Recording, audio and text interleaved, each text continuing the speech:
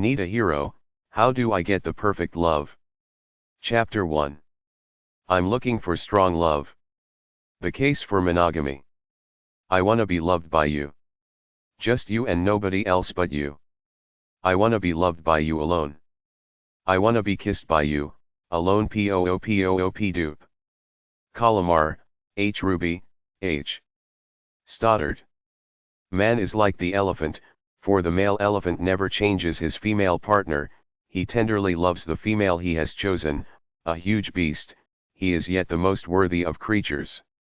Michel Foucault, History of Sexuality.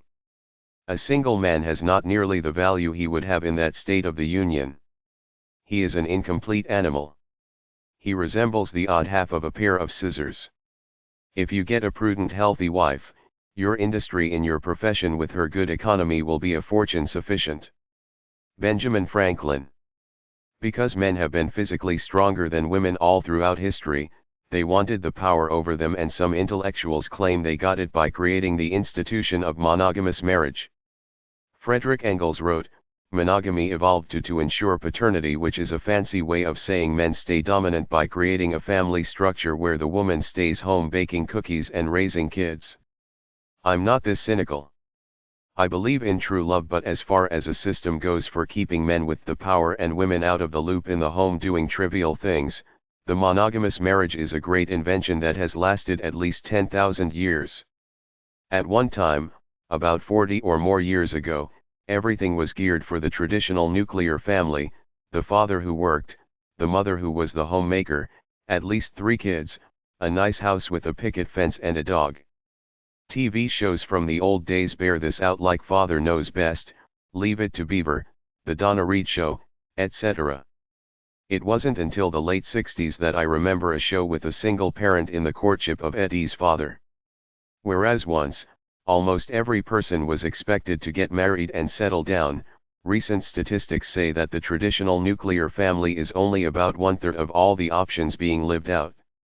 Many of the other people are choosing to stay single, be single parents by choice, living alone after divorce or widowhood, gay couples, and people pursuing alternative options like childless couples, swingers, bisexuals, polygamous people, etc. The strongest forces I see to protect the traditional family are Christian forces like the group Focus on the Family, Family.org, and generally right-wing political groups like the traditional Republican conservative groups. One of the greatest criticisms against the monogamous family is modern-day pop culture.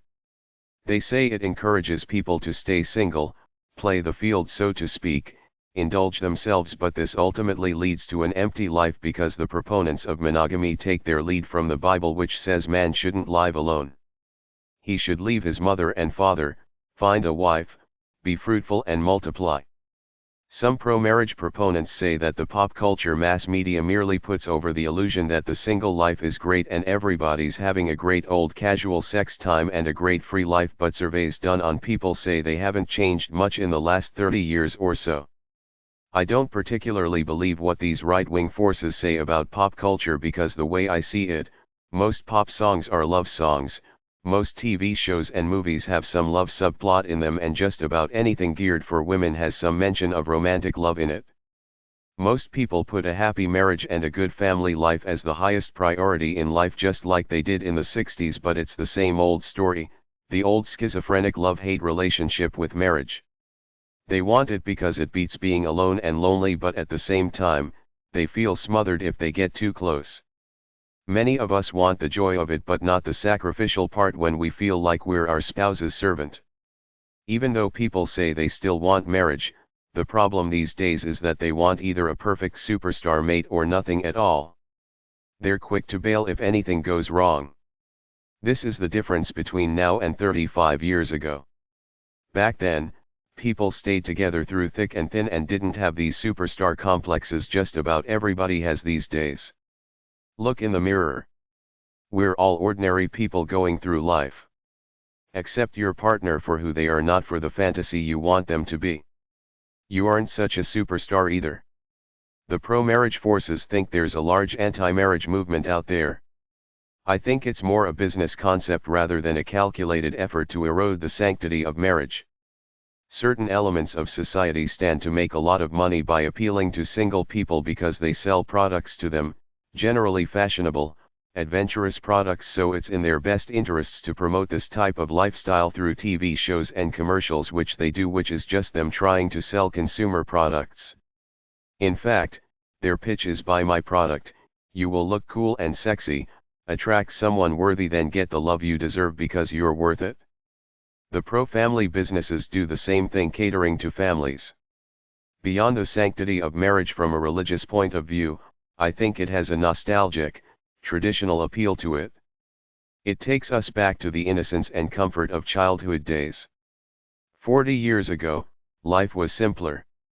Over 90% of the population got married and ended up raising traditional families, which made for a predictably homogeneous society. This gives a society a sense of stability and predictability, which is good to a certain extent and makes society happy and healthy according to some people, but I like the diversification of society because it means that people don't have to live by cultural roles anymore if they don't want to. If you don't want to get married or have kids, nobody's gonna bother you much, but 40 years ago, you would have felt like an oddball if you were one of the very few people around who didn't marry. The marriage proponents think we're too flippant about divorce. Whereas one time, marriage was a highly sacred act, now it's like buying a car. You try it out for a while. If it works well, great. If it doesn't work too well, often, the effort to fix it is not worth it. It's easier to trade it in for a better model. There's a lot of criticism directed at common law cohabitation. Because the players didn't have a serious marriage ritual and pledge love to each other for life, the critics argue that many of these relationships break up, there's more domestic violence in them, and when common law couples do marry, they have a higher divorce rate than couples who married before living together because they don't have the sanctity of married life that these other couples do. Even though many young people are single, something like 93% say they want to get married and live happily ever after. So even though young people are marrying later, many still want the traditional marriage. But the problem could be a problem I discuss up ahead about why courtship is harder than ever, because we live in a more technologically advanced, impersonal, transient world where it's harder to meet prospective mates than ever before. We don't have the base of long-time communities like we once had, where everybody knows everybody, because many of us move for our jobs and we continue to move every several years, especially while we're young. There are many criticisms against marriage from different sectors of society. The humanist psychology movement, started in the early 60s by people like Abraham Maslow and Rollo May, basically looked down at marriage because it interferes with a person's attempts at self-actualization, or self-realization as they call it, to reach one's full potential in life. Others think they're not cut out for lifelong monogamy. There are some people who believe in serial monogamy, several relationships over a lifetime, some who believe in polygamy, some who live lives of celibacy, and others who believe in casual sexual relations with any willing volunteer.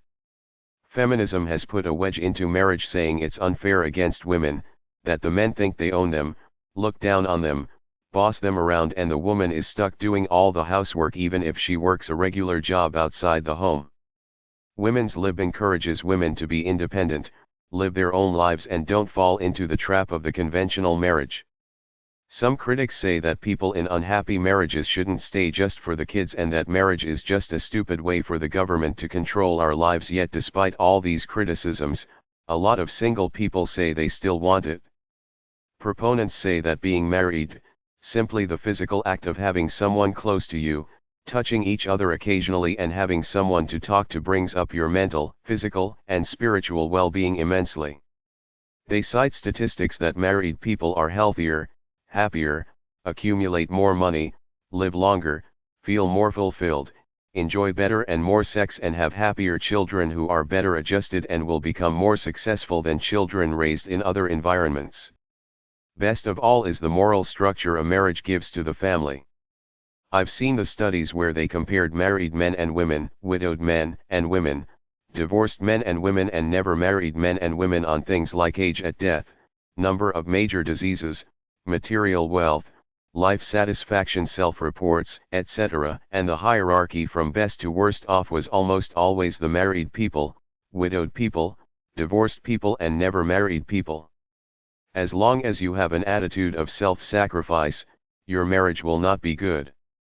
You have to see it as a mutually strengthening thing, that you're both getting energy out of it, that it's good for both of you. If your attitude is ambivalent, you will lose at marriage. People who feel strongly about it and try hard have the best marriages. Everybody else has lukewarm or disastrous marriages. Sociologists say that marriage and family is the basic institution of society, therefore it determines the strength or weakness of society as a whole. The stronger the institutions of marriage and family are, the stronger and more stable the society is. Conversely, the weaker the institution of marriage is, the weaker the fiber of society. The marriage proponents say we should take the institution of marriage seriously because it's a sacred thing. The entire problem is that people are too flippant about it these days, all the way from common law cohabitation to quickie no-fault divorces. The more seriously you take it, the greater your chances for success and the better off society will be as a whole according to them. In essence, the arguments for the power of good monogamous relationships are that they give you a stable sex partner who's not sleeping around so you won't catch an STD, but beyond that, you're with somebody that you've bonded with enough to be trusting and open so the intimacy is there as opposed to a casual sexual encounter. Studies say that married people have better sex lives than singles because they're with a nice, interesting person they love, which is hard to find. They don't have to waste time looking for a good lover. Give you emotional comfort. Make you feel that you matter to someone. Provide you with more wealth because you get tax breaks and the wife can make the money stretch further than a bachelor living alone. Make the guy more responsible such that he becomes a good worker, thus breadwinner and an upstanding person, leaving his immature youthful behaviors behind. Give you a sense of exclusivity and privacy with your partner. Give you more power because a team of two is better than one. Give you a better ability to save money than if you were single. Give you access to a bigger pool of people willing to help you, like in-laws and other relatives. Give you one true friend you can trust and be with. Give you a warm body to have and to hold. Give you a serious commitment to one other person. Have a positive impact on your overall health and happiness. Have a healing, empowering, inspiring quality on two people in love with each other. Keep people from doing extreme, desperate, and unhealthy things if they were single. Give you a sense of permanence and stability. Help each other do the work around the house. Help each other pay the bills and acquire things. Give you somebody there to talk to. Give you more stable mental health, according to the proponents. I don't necessarily buy it. Make you less lonely. Most of us feel lonely sometimes, more so when we're single. If you have kids, marriage gives them more security, makes them healthier, better in school, more obedient than if you were just living common law. Make the family a strong unit. Give you a commitment to try harder rather than just leaving at the first sight of discontentment. There are some downsides to marriage like stress, loss of self, compromise of your true identity, etc. But if the love is strong, the positives will outweigh all the negatives. Marriage proponents suggest that in order to strengthen your marriage, be absolutely sure you want it before you do it. Take the marriage seriously. Go to church regularly. Attend religious love-type workshops. The man must be emotionally involved. He can't just be the breadwinner. Renew your marriage constantly through romantic dates and occasional marriage renewal ceremonies. Try to make a go of it before you divorce.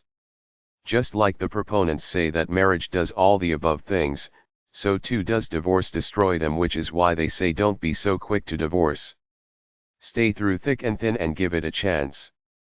Refer to the following journals for more information. The Journal of Marriage and the Family. Family Planning Perspectives. Family Relations. Journal of Family Issues. Journal of Human Resources. Books about the case for monogamy are at hashtag 306.8109 or HQ536 at the library. AmericanValues.org. Family.org. MarriagesAverse.org. SmartMarriages.com. Am I in love? If we ever get to know someone else, it would be a miracle. Movie, Strangers When We Meet, 1960, on YouTube. There is an old Zen saying that says, how you do anything is how you do everything. Watch your lover. Is he or she a good, kind, patient person who loves what they do and takes pride in their lives? If they are off in anything, they will be off in love because life and love are a package. They go together.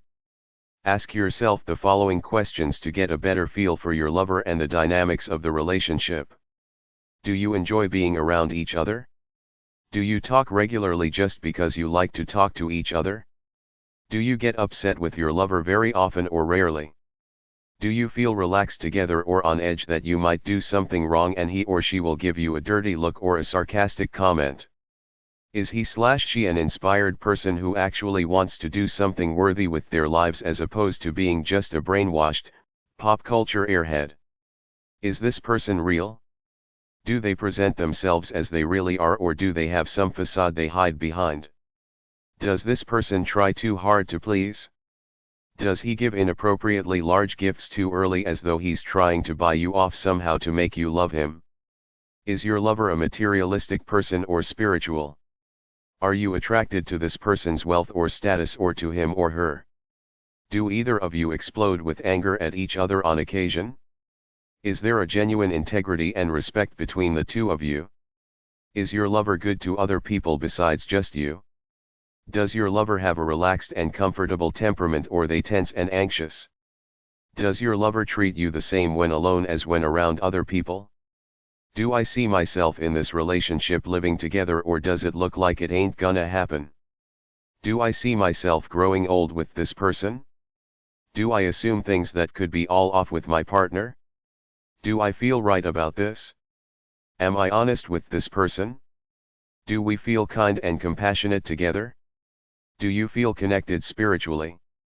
Does he respect your boundaries, or does he try to manipulate you into doing things you don't really want to do? How loving and attractive are you? Never mind how fantastic you are in the privacy of your mind, because everybody thinks they're pretty damn fantastic, but what are you really like away from your personal delusions? Your entire life is interconnected. If you love your life and love what you do, you will be loving, but if your life ain't goin' so hot, you will not be able to be a full, free, happy, giving lover.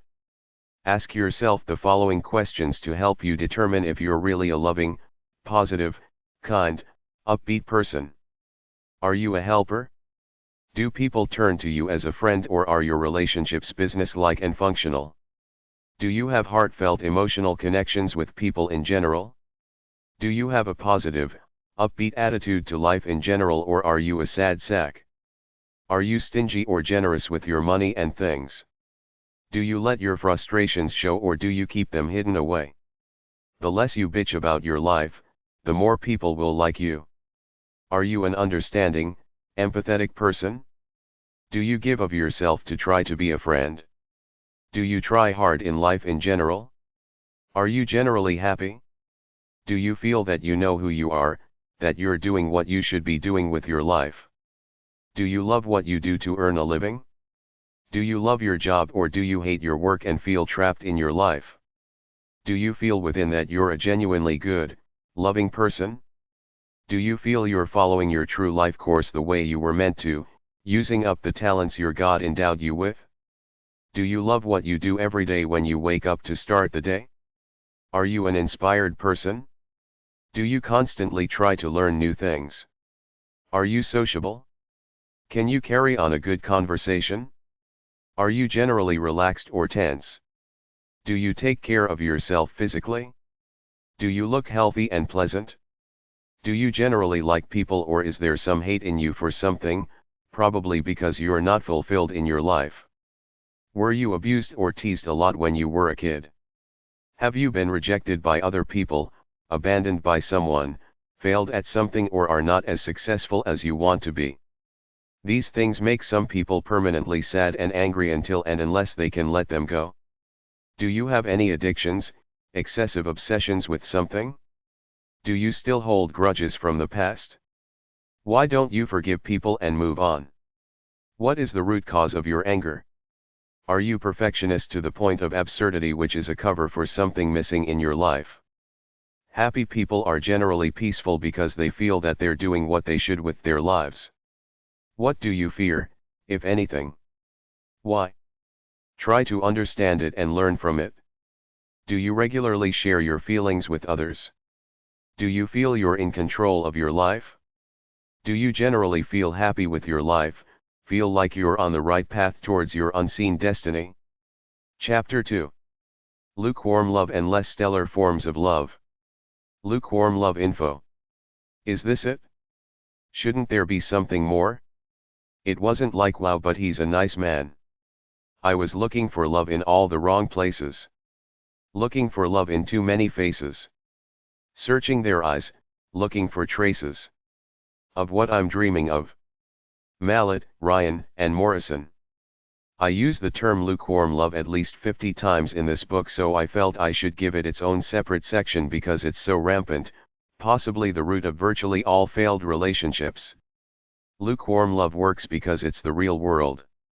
Most of us aren't fantastic people who can get anyone we want. Most of us don't travel very far or go to a lot of different places. We have our regular, average daily lives. There was an Irish movie called The Closer You Get from 2000. It was about these Irish guys in a small Irish town placing ads for American girls to come meet them, but the lesson of the film was that they really loved the homespun girls in their own village. It's like we get these images of all these fake glamorous people in the gossip media, but it's all an image. The real test is how real can somebody be as opposed to how fakely glamorous. As you see anyone day after day and make small talk with them, they go from stranger to acquaintance then to friend. This is how most relationships start. You gradually get to know someone you weren't particularly attracted to at first sight. In a word, lukewarm love to me means no love because it's not hot. I constantly see talk shows where the love had become lukewarm for several couples, and it's the same old story. There was an initial spray of fireworks, then each settled into comfortable roles, the passion left, but they're still together because she says she still loves him, but in reality, it was wrong from the start and now they're together for all the wrong reasons. The truth about love in its purest sense is that it's either all or nothing. It's either at 100% full intensity unconditional soulmate love or nothing at all. Anything less than 100% is less than pure, therefore it's not true, therefore it's not worth it. This is the holistic spiritual view, yet we live in the West with its fragmented categorical views on love, which packages it down into all kinds of categories of intensities in the scorecard of positive assets versus negative liabilities. This is all wrong. When you love someone, they should live inside of you as an unconditional facet of life. It never changes, it's simply a given that your love for them is all-powerful all the time. Wrong love is when you know you're with a jerk but you're so insecure and afraid of going it alone that you stay anyway, taking the hurt and the abuse. Wrong love is if you're with somebody generally irresponsible, financially irresponsible, who uses people and loves only themselves. Because the brainwashing forces of society have made women feel self-conscious if they're not with someone, in general, they're so afraid to be single that they will stick with any dude just to feel that they're in the normal socially acceptable classification of being in a relationship. Work on getting a skill or job to get independent, find the inspiration within yourself, give your half-assed boyfriend this book and tell him to get a clue. The only real love is somebody who knows how wonderful you are and loves you for you. If they can't do that, give them a few months to change, because some people do, but if they don't, leave. Even though virtually everything I read in Psychobabble talks about change, and I even talk about it in this book because I know this is the way most people think, but the truth is that enlightened people don't change. They find this essence that lives inside of them that was there when they were born and live by it for the rest of their lives. It's to stay inspired by honoring your soul. Only weak people change. Enlightened people stay who they are. In any relationship, each person has an intuitive sense of whether the other loves them and is loving them back lately. Even though some people live in denial, they still know what's really going on at their gut level. People in relationships generally live by an unspoken code in their mind unknown to the other person about what they feel is loving, right, and justified. They're always checking you out on this level to see if you're keeping your part of the so-called bargain. It could even be a subconscious thing, but it's always there. If you slip up for a while and neglect them, they're onto it immediately that something's wrong. There has to be a match of effort and love expended, otherwise it soon becomes obviously one-sided, and if the two of you don't take action to bring back the balance, it will become impossibly one-sided and will lead to the destruction of the relationship. If you're truly in love, this shouldn't even be an issue, but if it's a lukewarm thing and the animosity/boredom/sour grapes/grass is greener thing starts creeping in on one side, watch out, the relationship could be going one-sided. Consider talking it out and developing some kind of covenant where each person states his likes, dislikes, expectations, plans and needs, and the other agrees to respect them, understand them, and try to abide by them. You'd think that true loving relationships don't need covenants, but I've found from my own experience with people that you have to define yourself, set your boundaries, tell them who you are and what you will do, because you can't leave things up in the air for other people to assume things about you. You have to spell it out for them. I've had to spell out my eccentric ways to former friends because if I didn't, they'd think I was weird, callous, or didn't respect them when it was just me being me, living my life with my little habits. There are some people that seem to thrive on one-sided relationships to fulfill some need within themselves, like one person becomes the parent in the relationship, one plays out the role of dependent child, one plays out the role of the controlling breadwinner, etc. My ideal of love is peaceful, loving, easy times together. There's no tit for tat, we just help each other and are nice to each other all the time because we love each other. Lukewarm love is always tit for tat. Burn this sentence into your memory: it's far better to be single and wish you were married than to be married and wish you were single. How many talk shows have I seen where these women come out, tell the world how these guys treat them horrifically via neglect, cheating, etc., then finish it off with the most infantile phrase of all, "But I still love him." You're a stupid, dumb idiot living in a fantasy world of delusions. Get a clue.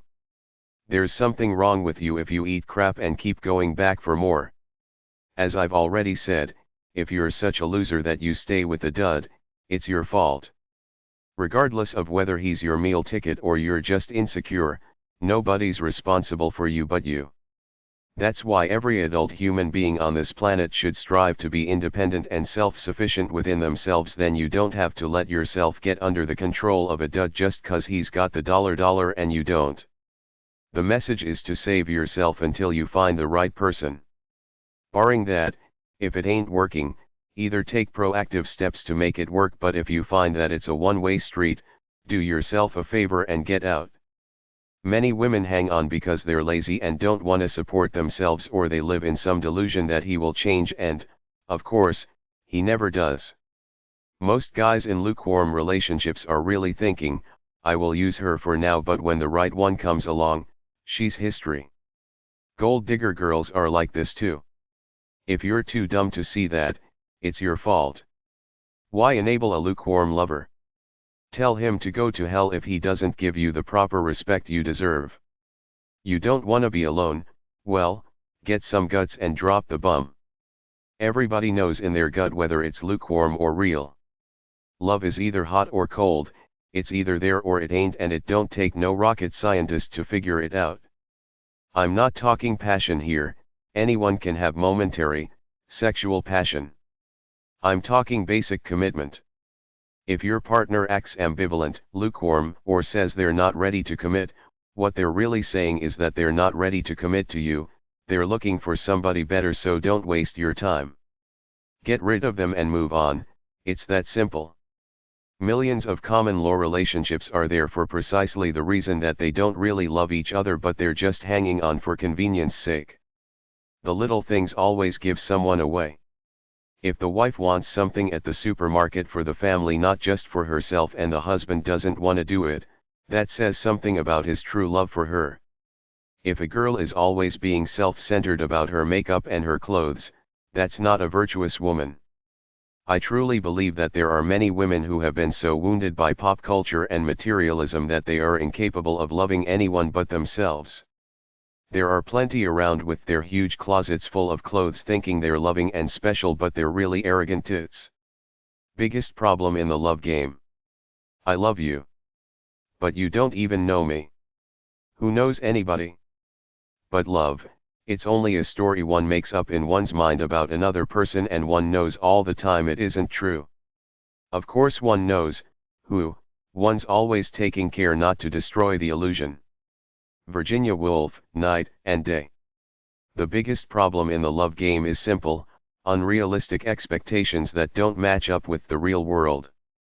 We all have incredible fantasies of perfect love in our minds which the real world can't match, at least not for much of the population, because of a lot of reasons, mostly because the real world is too tough, people are too self-centered, and there are other concerns in life besides just lovey-dovey romance like paying your bills, junk food, golf, TV, etc.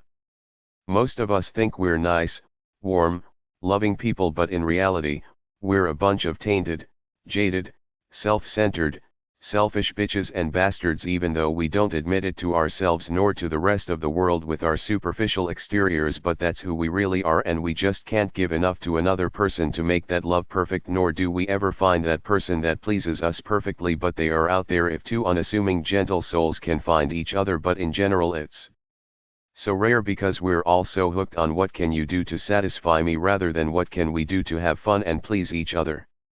The way I see it is that I know who I am. I'm as self-centered as anyone else, but at least I'm aware of it, unlike a lot of people who think they're fascinating and great and go around patronizing people with their pretentious crap, then play out these fake roles with other pretentious people so everybody's having a great old time living in their little delusions. The deal is to be real. If you see someone you really like, make a pledge to yourself to treat that person nicely and try to please them because you love them. Love is getting past your self-centeredness enough to want to do things for your loved ones because you hold them sacred, which is what the word sacrifice means, to hold sacred only in the true spirit of it. You're not sacrificing anything, you're doing it because you really, really want to. In the same vein, if you come across someone who's alright to you but not dazzling material, why should you play them or get into a relationship even though deep inside you don't really love them? A casual sex lifestyle is one thing because you're wearing it on your sleeve.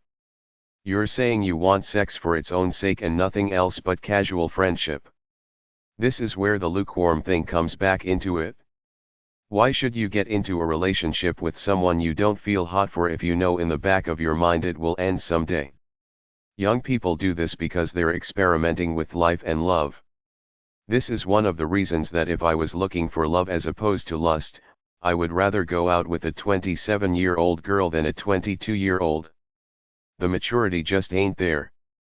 They're confused, which is why I called this section Love Confusion. Girl wants Prince Charming, guy wants Cinderella, but in the real world, it's average people working hard for the money with phony cutesy pop culture exteriors. There are very few truly gentle souls out there, and even if you find one, you have to change some of yourself to please her, and no matter how great the love you imagine for yourself, it won't go perfectly as planned, so the real world hardly ever matches the fantasy world in your mind, which is the biggest problem in love, which you'd better know before going in. Marriage is not the automatic road to happiness it was once thought to be. People hold unrealistic expectations, put too much pressure on it without developing themselves as individuals first, because that's where true happiness lies. Developing yourself, finding your own happiness, then spreading it onto another person, not looking for someone else to change your life without developing yourself first. That line from that Moody Blues song keeps sticking in my mind. I'm looking for someone to change my life, looking for a miracle in my life, because it's so absurd. Even if I meet the greatest soulmate in the world, it still doesn't change my inner constitution all that much. Sure, I'll be dazzled for a month or two, but I still have to wake up every day to play that game I play with myself to stay inspired about my life, because this is what gives me worth and self-respect.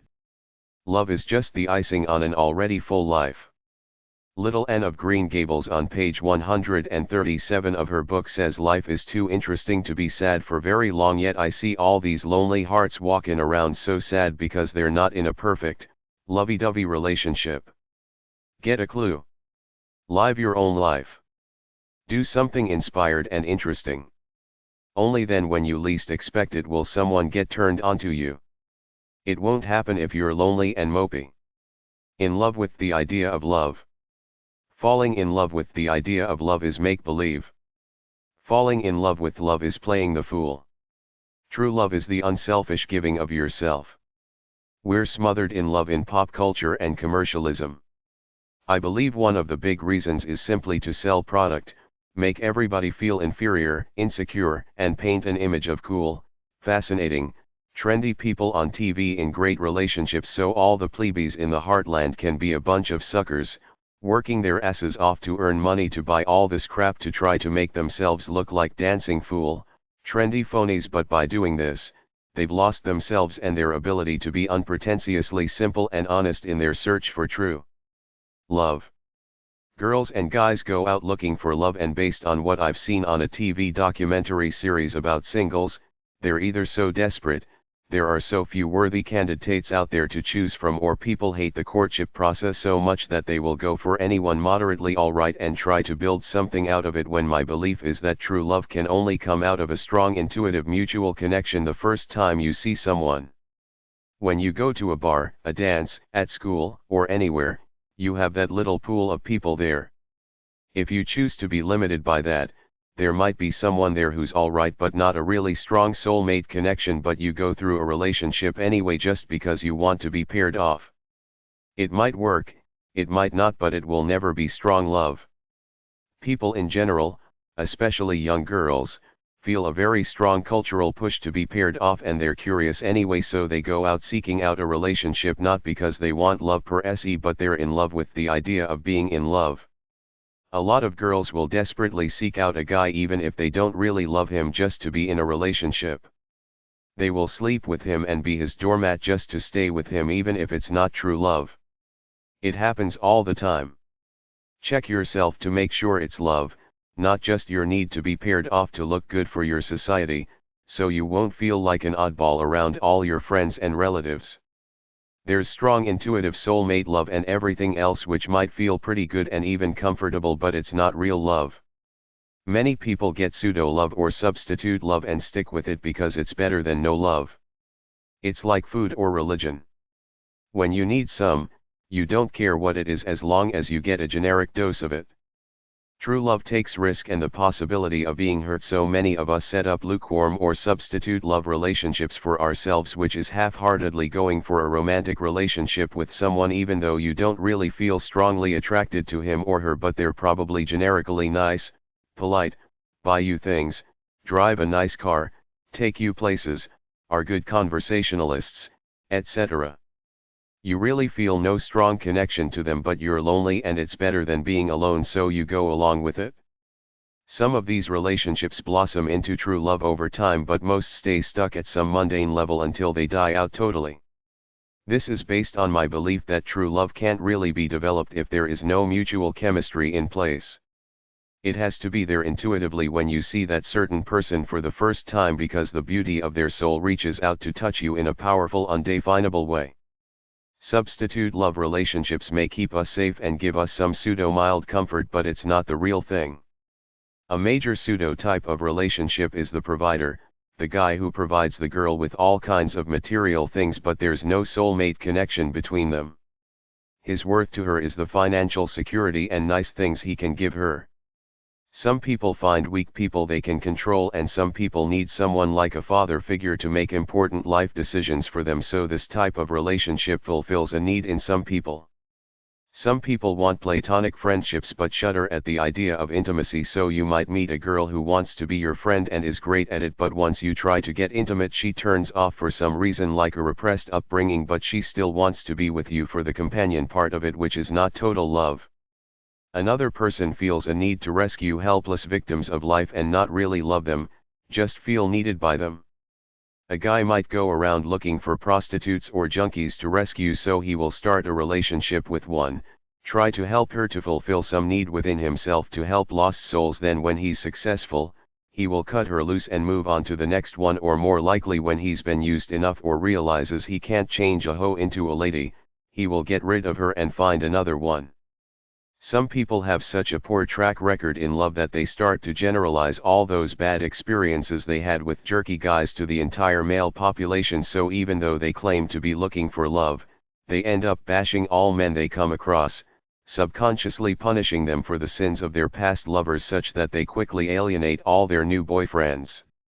All people in substitute love relationships have some need that's being partially fulfilled, either due to a quirk in their personality or simply for the fact that they really want true love but can't seem to find what they're looking for, so they settle for the next best thing, a limited, pseudo type of love which is better than nothing to some. But being a guy who can't fake it much, I say you gotta go for pure total love and don't waste your time on half-assed, delusional love. There are many wrong reasons why people fall in love, or to put it more correctly, get into a relationship with someone. I will call them pseudo-love and list a few here. In love with the idea of being in love. Get out of parents' house. Want baby. Want to be taken care of financially. Want a safe sex partner. Want to feel mature. Societal rule to be married. To get a maid. Shotgun wedding, getting girl pregnant. Social approval. Ego gratification. Trophy wife. Fun. Passion. Get a green card. On the rebound. Lonely. Extremely low self-esteem. Afraid to be alone. Problems at home, especially for teenagers living with parents. Escape your own real problems. Don't want to face life. Substitute for the emptiness within. Status, power. Money, material things. Ego boost, girl in competition with peers for the best man. Desire to be worshipped. Need a punching bag to dominate. Getting revenge on opposite sex through past baggage. Getting revenge on current flame. Your mother wants you to get married. You're pushing 30. The biological clock. To escape your personal problems. Money. Lust. Feeling sorry for or guilty about your partner. You're trying to save someone from themselves, i.e. junkie. You're going out with someone to get back at someone else. Commitment hungry. She wants you to commit with her desperately. Addicted to something, almost anything, even religion. You choose a freak to rebel against society. You look up to your beau as a kind of celebrity, more advanced and established than you. You're infatuated by someone because of their looks, position in the community, artistic ability, etc. One quality doesn't make an entire person. You have to see the person as the whole. They share one thing with you, like bowling, music, dancing, etc. Once again, you have to see the person for the whole. Somebody already married or involved. Long-distance relationships, some people like these because they don't have to be intimate, but overall you want sex and love, so it won't work. Jailbird, i.e., the girl who married Eric Menendez. Religious differences. Different social, ethnic and educational backgrounds. It goes back to childhood. We want to go home in our search for love. Still hold a flame for lost love. Biggest love killer. Up until the age of 100, see sex and romance as a reflection of the marriage. If you're getting some, it's still alright. If it's a long-distant memory and you don't even hug anymore, it's over regardless of what delusion you're playing with yourself. I've already said that men want sex, women want emotional warmth and contact, which is quite true even if it is a simplistic stereotype.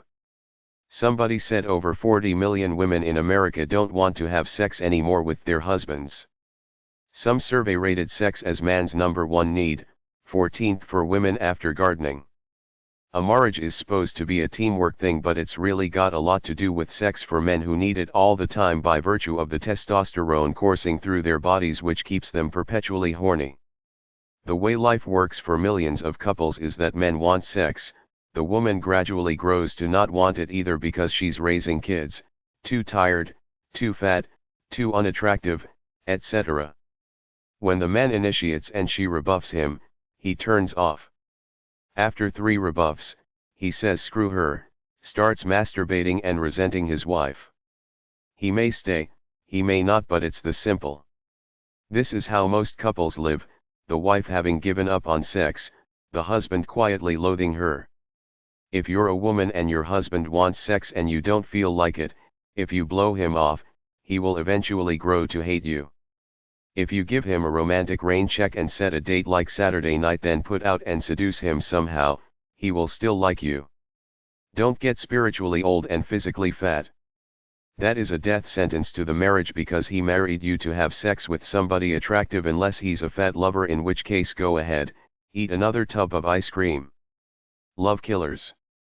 The love killer that nobody seems to talk about or want to talk about is loss of primal attraction to each other because you've both gotten older and dumpier. Both you and your loved one probably got together when you were young and fresh, didn't know much about each other nor about life, but now 5 years later, you're a boring dud working for the man, wondering when you're ever gonna get off the treadmill, and she's getting dumpy with cottage cheese thighs, sitting around watching TV, taking care of the kids. You both don't know each other, nor do you know yourselves. You settled down when you were young and brainwashed by your culture, and now that you see each other in the cold hard reality of day-to-day life, you realize you're a dud and she's a dud, two plain, slightly dumpy people living life day by day, not really doing anything great for yourself for the glory of life, just plain living, and every time you look at her, she reminds you of the dud you've become. So on a subconscious level, you loathe your life and loathe the hole you've dug yourself into. Yet on the outside, you don't let it show, you act all happy with your family life even though you feel like a dud for having lost yourself and given into this structured, boring lifestyle. People often feel trapped and lose themselves, then feel a cry from deep within telling them to find their way back to harmony, and the spouse, married life, and the kids all seem like a liability when considered in the context of the general humdrum dragged out stress you're under at work. People often get married without knowing their souls, then at some point, they realize they're lost souls and should find their soul, at which point they don't want to be married anymore. The biggest mundane killer of love is emotional distance, people growing apart, getting bored of each other, talking less and less, gradually kind of hating each other, seeing each other as pests and liabilities. A psychologist studying people's facial expressions and reactions around each other concluded that facial expressions of contempt, like rolling your eyes, disgust, and sadness when you're around your spouse, usually indicate marital strife and future divorce. Other indicators were complaining, criticism, contentiousness, argumentative, and eventually stonewalling, shutting down, giving the silent treatment, or obviously patronizing your lover. He also said if you've grown to hate your spouse, generally when you get in the same room with him or her, your heart rate will shoot up to 120 plus beats per minute, and your body will release adrenaline to help deal with the stress of this unconscious perceived threat. Monitor your feelings of stress when around your partner. If you feel relaxed, you're all right. If you feel anxiety whenever you're around your partner, you probably will get divorced at some point in time. Think back to when you fell in love.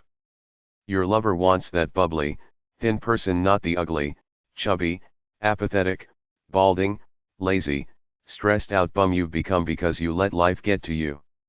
Without trying to sound like a broken record, it's all about communication and looking good for your lover. Money problems are often the external excuse for the more deeper problem of now that I see you as you really are, I don't really like you all that much. The biggest killer of love is day-to-day life. Both the stress of earning a living and seeing your loved one do normal things like going to the bathroom, picking their nose, or feeling run down at the end of a hard day may shatter some of your idealistic visions of love. To me, a big part of love is acceptance, accepting her for the person she is, warts and all, and not getting all riled up when you're in a bad mood and you will be at some point, then taking it out on her to make you feel better. It happens all the time, the classical tale of love gone bad. Just as the biggest killer can be day-to-day life, so too, can the little, Sweet connected moments in the course of the day be the elixir of true love. Life is not fair and no one has a crystal ball, therefore, whatever joy you can get is gravy because most of us get constantly barraged by some manner of crap in this world, so just try to preserve some sanctity by keeping yourself and your love life precious by loving your sweetie pie above all else in all the moments of the day in whatever corny way you desire, just do it. That's your formula for a great love life. A big love killer is the TV. Turn it off and do something together. Sitting around watching TV together is passive. In order to connect, you must do something active together. One little, easy ritual is enough to keep the emotional connection strong over the years, something like eating together, walking the dog, having a real conversation together, showering together, doing the housework together, growing the garden together, etc. What I see after years of watching divorce court TV shows is that people get lonely real easy, so they marry a lukewarm fit and hope that it will get better, but it never does. Develop yourself and wait for the right fit, or if you're with the right fit now, don't ever let up showing your love for her for 1 minute. If you don't have enough time to get away from the TV to be with each other for each other's sake, it's dead. Try to make an appointment for every Sunday morning where you each get a cup of coffee and simply tell each other about the week's events. There are plenty of hours in the day. Anybody who claims not enough time for love is lying. What they're really saying is, don't bother me, leave me to my TV and golf, they're more important than love to my pathetic, selfish self. Most bad love affairs don't start off as hate or tragedy. They start off with little rejections which mount up, then get crossed and compounded with misinterpretation and the silent treatment until they end up in full-fledged hate. Be vigilant when your lover wants the little things and you blow her off. If she wants you to go shopping with her but you say you're too tired, if she does her hair and puts on a new dress but you say you're too busy, if she wants you to go for a drive on the weekend but you can't be bothered, and the list of little rejections go on until they reach a point of critical mass, then it's over. Let's face it, rejection is just about the worst thing on the planet. Everybody is rejected sometime by somebody, and somewhere in your mind, you remember it. It becomes coded in your subconscious and your instincts tell you that from that point on, you will do anything you can to avoid that yuckiest, worst feeling on the planet. Be super vigilant with your partner. Treat her with sensitive, kid gloves, cause when you blow her off for the little things, you don't realize how deeply it's hurting her, and it adds up until it destroys the relationship. Big things rarely kill relationships, it's the little things over time, the rejections and the passivity. You're too damn lazy to show her any love, which amounts to rejection. The opposite of rejection is approval and acceptance, so show her by smiling and telling her how much you love her. On the other side of the coin, there's always hope for even the worst relationship alive if one is ready to make an intentional move for love and reconciliation. If you've hurt her too much, she might not give you that chance, but if you really love her, you gotta try and believe there's hope. That's your only chance if the relationship is near doomed. Hope and action. Beyond this, think 50-50 power structure, or better still, think friendship, not own-upmanship. We live in a world of ego. If you're a girl who does well on the job, is efficient and competent, and if your guy is hooked on his trivial ego, as most guys are, watch out. He won't love you for your success, he will resent you and compare himself to you, thinking that you're the winner according to society's standards and he's the loser. Men love their egos way more than they love any other human being, especially if they're not doing so hot out in the real world. They will try to get their power at home with you, the least likely person to fight back, because you're the dainty, loving wife who doesn't want hassles. If he wants to win all the time and not share the power equitably, you're doomed. Two people who engage in public displays of affection and lovey-dovey romance may just be two insecure souls trying to compensate for feelings of inferiority and or be hiding from their own problems with this love charade. I remember a case of a husband caring for his very sick wife. He grew to resent her and she felt so guilty she wanted to commit suicide to end his misery. Don't criticize, be angry or withdraw. Trust each other. Work on your looks and health, accept them as is, and don't fret about your appearance to your husband. Keep your mouth shut and do something about it, like proper diet and exercise. Many men and women alike are drunks and addicts to the point where it destroys their love lives. Opposites don't really attract. The more you have in common with your love pie, the better off you will be. Marry in haste, repent at leisure. Take your time before you marry someone. Don't see it as an experiment. Assume it will be permanent, for life. You can't change anyone, so don't think you can. If it's just a sexual attraction, think before you get married. Love is not. Love is not jealous or boastful, it is not arrogant or rude. Love does not insist on its own way, it is not irritable or resentful, it does not rejoice at wrong but rejoices in the right. Love bears all things, believes all things, hopes all things, endures all things. Love never ends. So faith, hope, love abide, these three, but the greatest of these is love. 1 Corinthians 13:4-8, 13. Endless love is not an automatic thing that everybody gets over a lifetime. Only a few people get it, and it's usually those who have done some serious single living first to find their souls, whether it be on a conscious or subconscious level, to purge all that natural energy out of their systems. Then when they're intuitively ready, they will be beacons of light to the right person who will see them somewhere, recognize them as a soulmate and be attracted to them because they're both spiritually ready and feel it mutually together. True love is not an inalienable right. You have to develop yourself to be a worthy individual if you expect to attract a person of substance. True love is not having to be perfect nor expecting your partner to be. It means sharing the joys and sorrows of life equally together in a supportive relationship. So get off this movie ideal bit and don't subscribe to this TV dating game show hype about adventurous people who do so-called exciting things, because that's not what a relationship is all about. Love is not emptiness seeking fulfillment, it's feeling full within yourself and wanting more of it by expanding yourself to share it with a soulmate equal. True love is not a gooey, gushy feeling you get when you're around this person, it's how you treat them and they treat you. True romantic love is not negotiable or managed as the conventional self-help psychobablists try to tell us. It's a deeper caring, sharing, spiritual sensual flow of life energy into one another.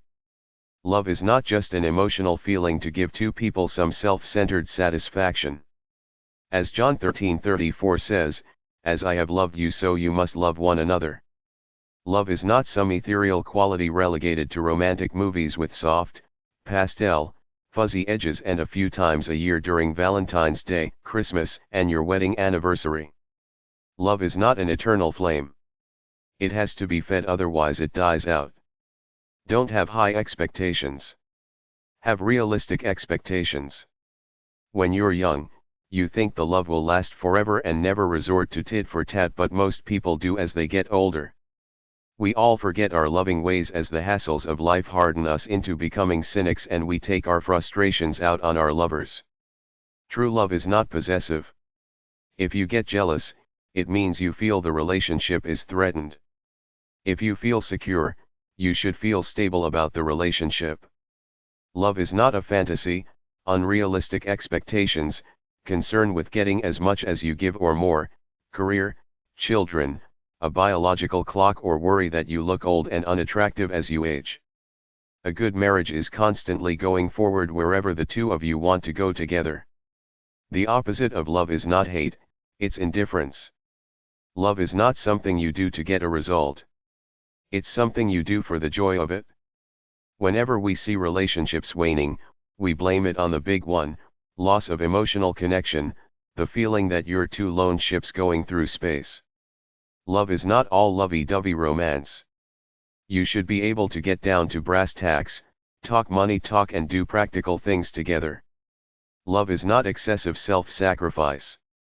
You need some balance and happiness in your own life.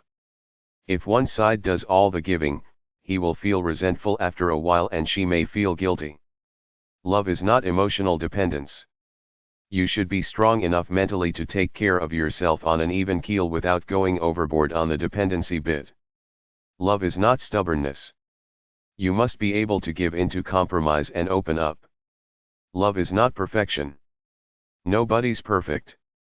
Love is not trying to change him. He will never change, and if he does, his male upbringing will cause him to secretly resent you on some level. Love is not joking at her expense.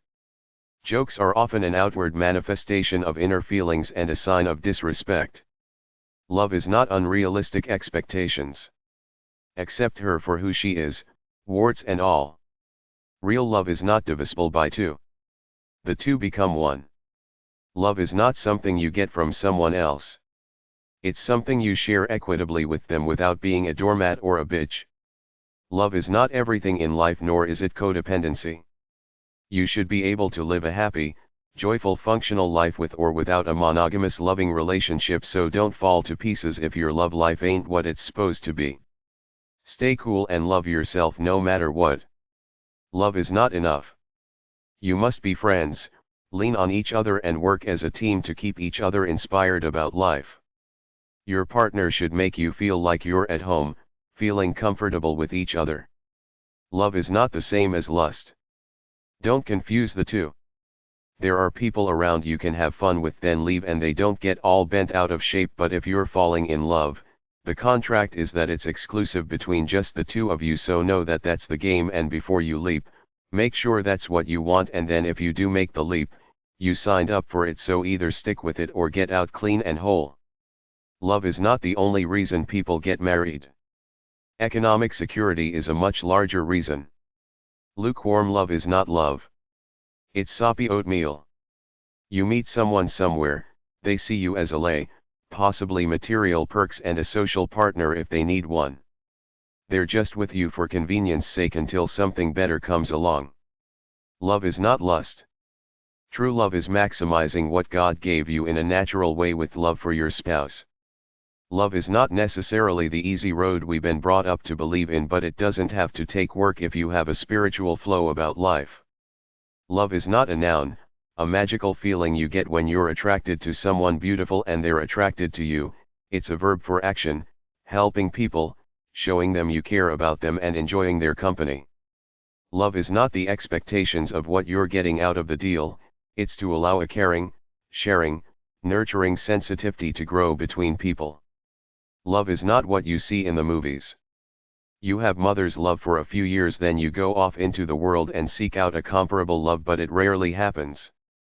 Love is not out there somewhere if we look cool enough based on current advertising and pop culture, or if we have enough symbols of status and wealth. It's already inside of us, in our ability to love ourselves. Love is not a line in the sand, it's teamwork. You have to remember birthdays and anniversaries. You have to be romantic and buy gifts spontaneously. Love is not a problem to be solved, it's a mystery to be lived every day with your special loved one and everyone else you happen to come across. There's no formula out there that you follow and find love and then it's all over. Love is not unconditional. It's based on the condition that you have the self-respect to try to be a good, noble human being both for yourself and for the love of your lover. Love is not arguing about money no matter how bad it seems. Love is not sacrifice. You do because you want to. True love is not dependency, it's valuing someone for who they are. Love is not being a husband or wife, it's being two people in love. Love is not the blind infatuation of staring into each other's eyes. It's two people looking in the same direction together. Love is not lowering your standards or demanding that your partner lower his or her in order to do something to please you. Love is not playing games. Love is not what you get but the effort you give to make your lover happy. True love is not unconditional. If someone treats you badly, take it for a while but bail it if it gets too out of hand. Love is not a noun. It's a verb that needs action all the time. Love is not a stern face but a gentle one. Love is not accusations, control, or pretending. Love is not trying to save face. It's being your real self. Love is not blind, it sees a lot but chooses to see less. Love is not putting pressure on him to do things or be a certain way. Love is not being bitchy. Love is not something you feel. It's what you do. Love is not trying to change the one you love. Love is not about buying her expensive presents. Love is not sex. Love is not dependency or a need for a partner in order to have a sense of identity. Love isn't a romantic haze that is not like real day-to-day life. Love is not a practical relationship of fulfilling someone's needs or someone fulfilling yours. Love is not about being a maid for the guy. Love is not hurting a person intentionally to get back at them for not treating you perfectly. Love is not just the need for any relationship. Love is not getting stuck in the rut of a relationship's comfort and security. Love is not keeping score. Love is not using other people to achieve your ends, it's about sharing yourself with each other. Love is not dependency, it's a spiritual connection. Love is not trying to change your partner.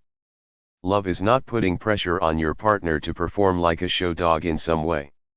Love is not being able to imagine yourself unmarried. Turn-offs.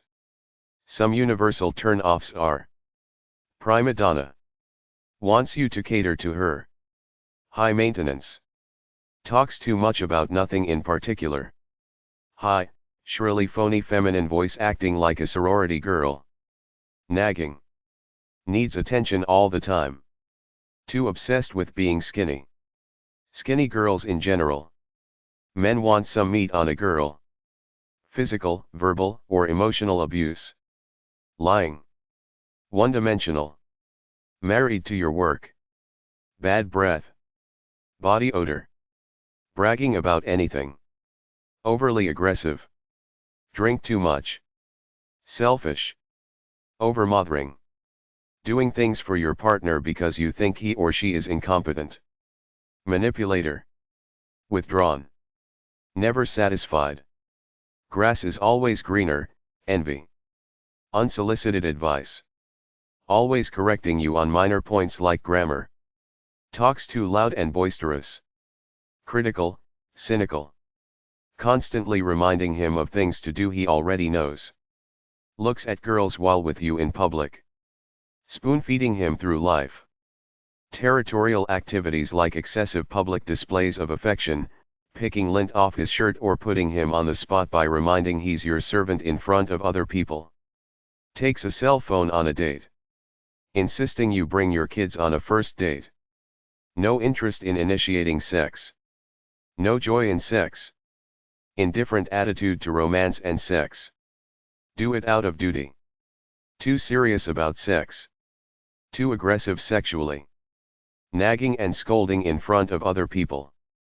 Trying to belittle partner as a pervert for natural desires. Too much porn. Too much sex stuff around like vibrators, whips, etc. Get sick or act sick all the time, hypochondriac. Too judgmental. Indiscreet, talk about your relationship to others. Evidence of other relationships. No variety in sex. He doesn't like your parents. In love with your profession or your money.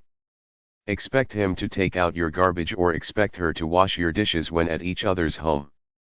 Being overly concerned like a mother with her 5-year-old kid. Chew tobacco. Asking to borrow money. A telescope aimed at the apartment across the street. Testing his love for you by blowing him off to see how much abuse he will take or making stupid demands. Drama queen. Too messy. Jealous type. No individual identity. Too much psychobabble analysis about the relationship. Always wanting deep talks about the relationship. Too many mirrors, pictures of himself around. Talking about how miserable you are. Moralizing. Interrupting. Not being relaxed. Trying to be a textbook case of seduction and love-making by numbers. Farting or burping out loud on purpose. Coming on too strong. Asking him to help you out financially. Assuming you're almost married too soon. Using sex as a commodity for favors like money, gifts, driving her around, fixing her car, etc. Being too dependent. Acting too possessive and clingy out in public. Too possessive and controlling. Too much of a burden to try to please. Complain chronically. Betray trust by blabbing confidences. Late for dates. Canceling dates at the last minute. Talk too much. Don't show up for dates. Smoking cigarettes. Too little attention to appearance. Many men are slobs. Too much attention to appearance, the made-up woman. Too much attention to parents, friends, and/or pets at the exclusion of you who should righteously be number one. Faking attraction, love, romance, and sex. Talking about past lovers and sex with other people. Comparing your current beau with a past one who seems to have been better. Talk too much or don't talk at all. A tense shrill voice. Too preoccupied with either work or hobbies. Wrong reasons to fall in love. To please your parents. Make friends jealous. Feel grown up. Conform to society's brainwash. To be taken care of. Buying love by taking care of them financially. Looking for parent figure. Loneliness, you should already be happy by yourself. Martyr, want pain from abusive lover to fulfill a need in you that associates love with suffering. Want sex not love. In love with the idea of love. Need a listener not a lover. Lover is high status/trophy for you out in public. Somebody who can help you with your ambitions in the world. Want money/financial security. Want to move to higher social class. Conforming to the cultural standard of being paired off even though you don't really feel it. Choose lover to rebel against your parents, society, etc. by being with a hippie, criminal, loser, etc. Want power over somebody. Receiving love. There is a burden to receiving love. You have to give it back or at least some of it, otherwise bear the burden of feeling guilty about it. Some people don't want to receive love because they don't want the burdens or responsibilities that go along with it. They could be free spirits, lazy, misogynists, people haters, sex addicts, people ambitious for other things like power over others or money, or simply interested in other things. To get love may be nice for most, but for some, it exacts a price they don't want to pay. Remember that, when you see an attractive person and wonder why they are not in a relationship.